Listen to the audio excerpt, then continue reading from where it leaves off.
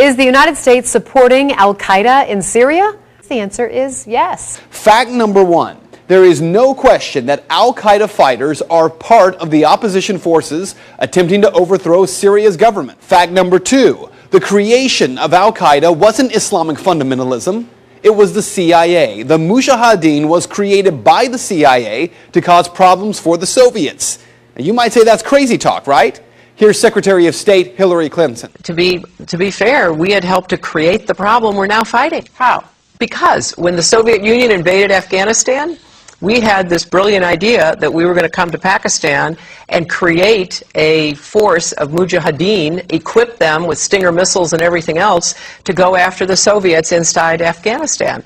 And we were successful. The Soviets left Afghanistan, and then we said, great, goodbye, leaving these trained people who were fanatical in Afghanistan and Pakistan, leaving them well armed, creating a mess, frankly, that at the time we didn't really recognize. We were just so happy to see the Soviet Union fall, and we thought, okay, fine, we're okay now. Everything's going to be so much better. Now you look back, the people we're fighting today, we were supporting in the fight against the Soviets. So it's not a conspiracy theory, it's history. And it's history that's being repeated in Libya and now in Syria.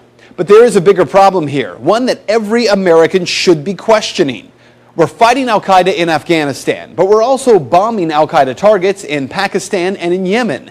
And as we do that, something occurs known as collateral damage. Hundreds of civilians in Yemen have been killed in just the first half of 2012 by U.S. airstrikes aimed at al-Qaeda fighters. We also have a history of kind of moving in and out of Pakistan. I mean, let's remember here, the people we are fighting today, we funded 20 years ago. And we did it because we were locked in this struggle with the Soviet Union.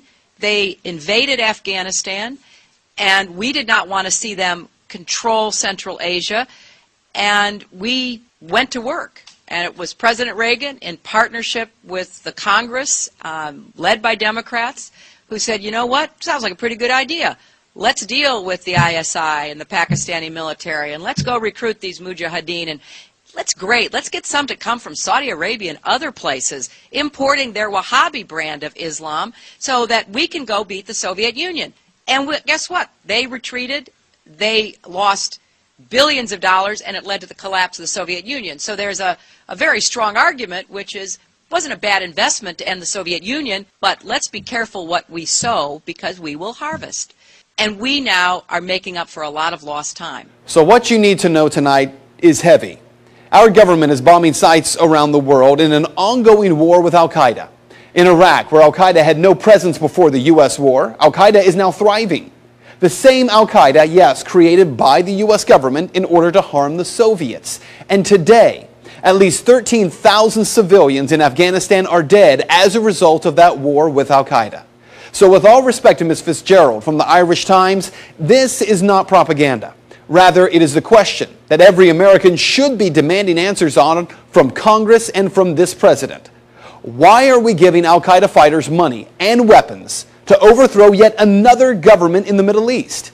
Today, our government claims they're freeing the people of Syria. Tomorrow, if history tells us anything, we will be killing and wounding civilians in airstrikes and then referring to them as collateral damage in a war with an enemy who we brought to power.